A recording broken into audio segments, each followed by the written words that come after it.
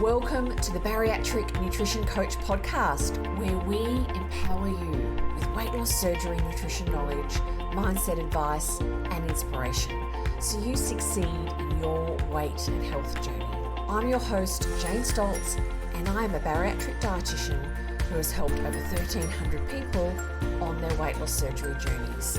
I'm also a solo mum, lover of long walks while listening to podcasts, partial to a glass of wine, and the ocean is my happy place.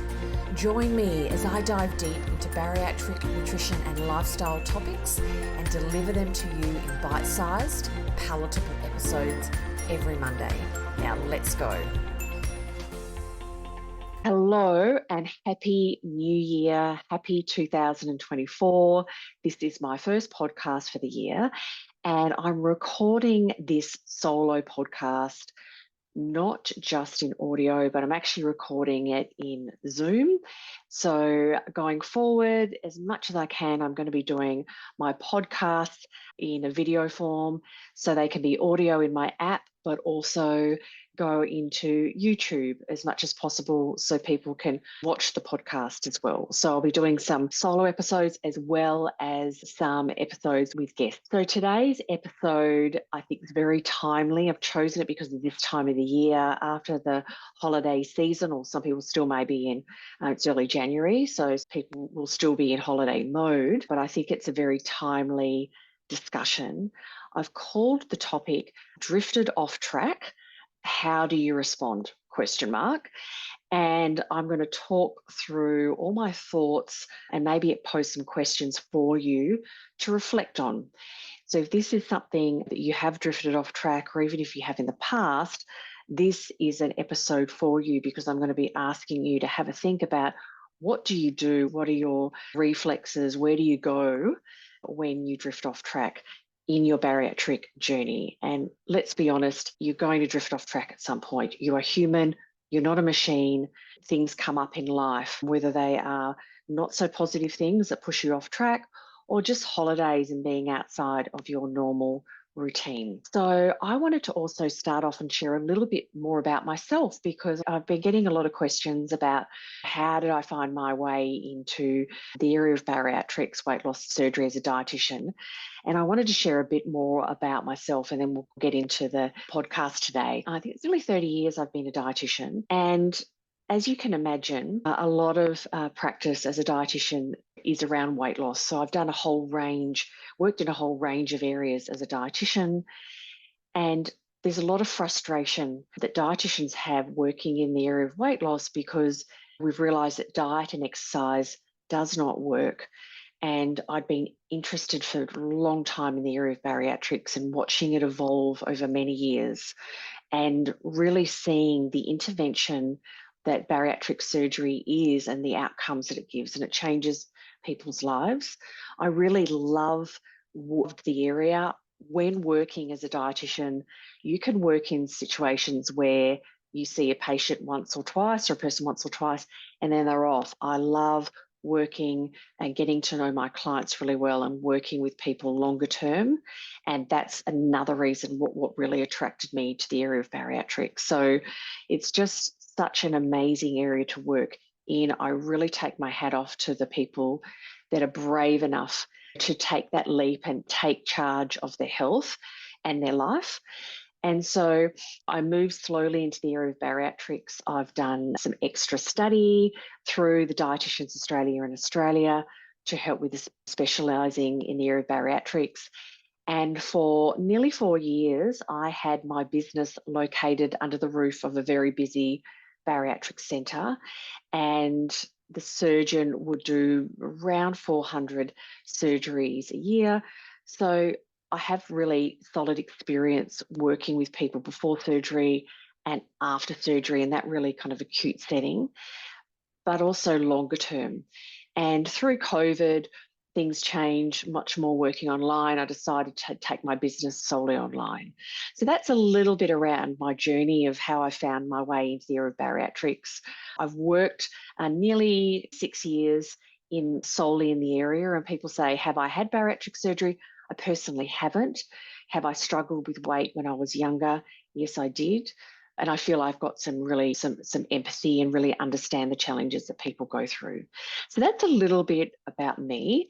But let's get into the topic today, because I want to talk to you about, I suppose, my approach and my thoughts, what I have observed, and ask some questions and give you some strategies that will help if you've drifted off track and maybe gone into a negative space. So when I say drifted off track, you can use your own terminology. And what I mean by that is people say gone off track, lost control, all of those, whatever the words are for you. And the key thing that I really want to talk about first is, where do you go in your thoughts and in your emotions? And most people have dieted, or all people have dieted for many, many years prior to having surgery. And with diets, it's restrictive, it's very rule-based. You can only do it for so long, and it's about perfection and doing it well. And you will go off that diet at some point. And then what happens is those thoughts of failing, I'm going to regain my weight, I can't do this, other people can, and all of those negative thoughts kind of get fostered. And they can be there with you after your bariatric surgery. So if you go off track, you're going down in your zone, all is good, something pushes you off track, or whether it be just some things that happen in life, job, partner, all of those things, anything like that, or the holiday period, you can go off track, forget, stop practicing some of your key habits, or old habits have come back. Where do you go in your thoughts and your emotions? So I'm asking that as a question, and you can reflect on that while you're listening to me. And one of my clients gave me the term toxic mindset. Straight away going, I've ruined all the work that I've done, I'm going to regain my weight. All of those thoughts can come up. And so that can be really a form of sabotage and a really negative, I suppose, cloud that can really take you out of a positive space. It's so much easier to work on your healthy habits and move forward and look after yourself and all the other people in your life when you feel good. So that's my first thing, is reflecting on, where do you go in your mind? What are the things you say to yourself? And where do you go if you move off track and aren't where you would like to be, and your habits aren't where you'd like to be? That's my first thing. The second thing I want to talk about is the very natural reaction as humans when we're in discomfort, is wanting to take that away, move out of that space, find some pleasure, or just take away that discomfort. And how that I see that looking in the post-weight loss surgery journey, that default reaction to reach for a diet, to say, okay, I'm off track. Okay, I need just to turn around this, like, just really quickly.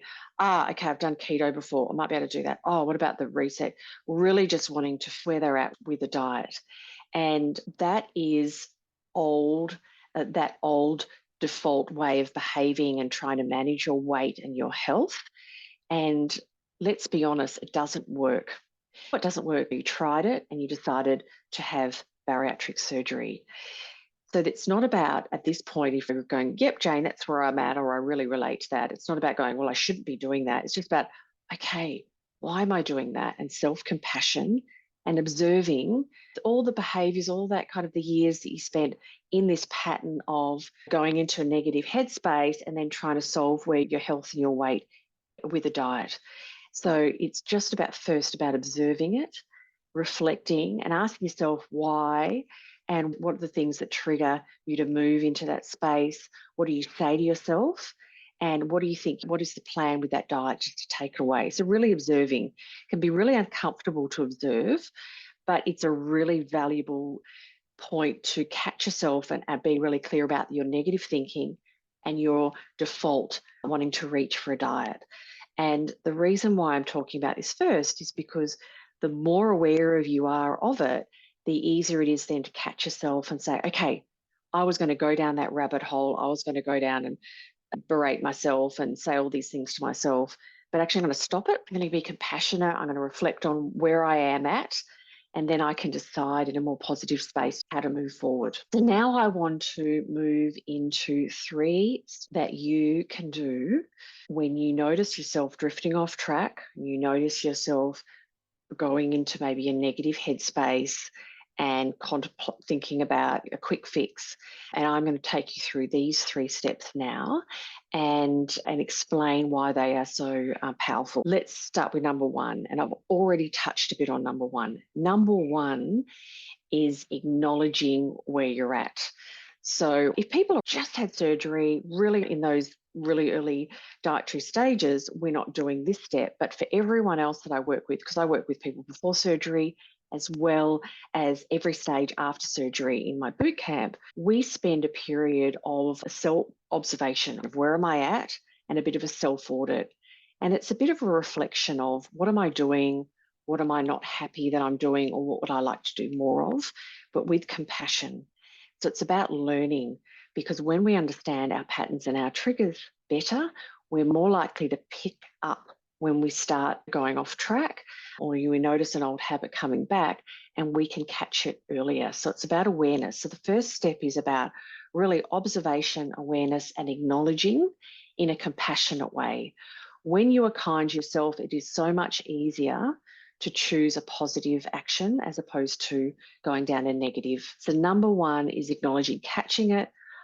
Okay, yep, I've had such a busy 2 weeks, been tired, exhausted. Giving an example, Christmas was there and there's all this food. I didn't probably handle it the way I would have liked to, as well I would like to, but that's what's happened. That's okay. This is where I am now. And that's a really important first step. Now tell me, is this you? You have had your bariatric surgery and you're feeling lost, you're lacking support and you don't know what to eat and when. Or you may have noticed after your surgery, your hunger and cravings have started to return and you are scared you won't reach your goals. You may have had some weight regain and you want to stop the weight regain and lose some more weight. You may be pre-surgery and you want support to be fully prepared for your weight loss surgery journey. If any of these sound like you, then listen up. I have developed my Bariatric Nutrition Bootcamp just for you. My coaching program provides education, coaching and community for people getting ready for their weight loss surgery and at every stage after their surgery. There are 4 key areas that I focus on with my clients in my Bariatric Nutrition Bootcamp.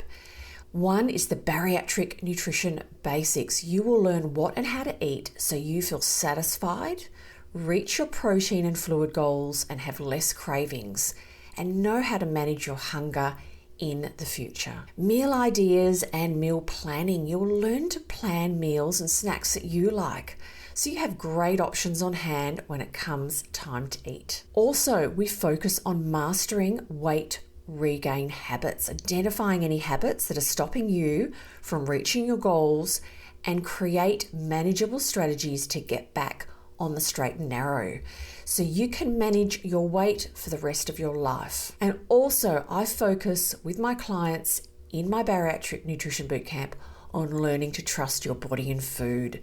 Start to enjoy your food again by relearning to listen to your body cues so you have less guilt and improve your relationship with food and your body. If you are ready to maximize your weight loss surgery results, feel confident in your journey, and be led with support and expert guidance, then the Bariatric Nutrition Bootcamp is for you.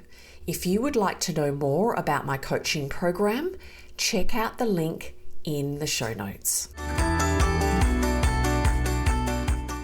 Some people will find journaling or even writing things down very useful. Some people will find maybe doing that in their phone, getting your thoughts down, helping to work through that understanding of where you are currently at. Step number 2 is to choose 1, 2, 3, but generally around 2 key habits that you can focus on that are going to help you bring you back into your zone, back on track. The reason why I only say 2 habits, and some people you might say it's just 1 habit, it's not about stopping certain behaviours. It's actually around starting or focusing on positive key habits, and they squeeze out, they replace those other habits. And some really key ones are just tracking your protein intake. Really, let's get back to having great protein at all your meals and snacks. getting regular intake, getting back into some meal planning. So 1, 2, or 3, if one's enough, one's enough. If it's 2 is good, no more than 3. Often when we feel in a negative space, we don't feel good about ourselves, we want to get ourselves, as I said before, out of that space. Very natural and very common for people to say, I'm going to do this, and put really high goals, high expectations on themselves that you're not going to be able to meet. Then you don't do it, and then you go back into that negative space. So we want to have very realistic goals, 2 key habits that you're practicing on. It might be, I'm going to track my protein for 3 days each week for the next month to get myself back in there, and I'm going to focus on my fluid intake. So and everyone's personally got those certain key habits that are going to be the most powerful for them. And that's what I work with my clients on in my boot camp, is what are the really key habits for you that will help bring you back on track. And you can even have those written in the notes section of your phone. So when you go off track, okay, I do X, Y, and Z, and it helps bring me back into my zone. So really what I am doing with my clients in my boot camp and with my coaching is not just about helping them achieve their goals in the shorter term, because I work with clients over, say, minimum 1 to 4 month period, but having tools, I call them tools in your toolkit, to know how to identify when you need to make some changes and know how to do that yourself. So that is one of my goals, is whenever clients stop working with me, do clients do come back and work with me again, and we revisit things and fine tune and move on to the next goals.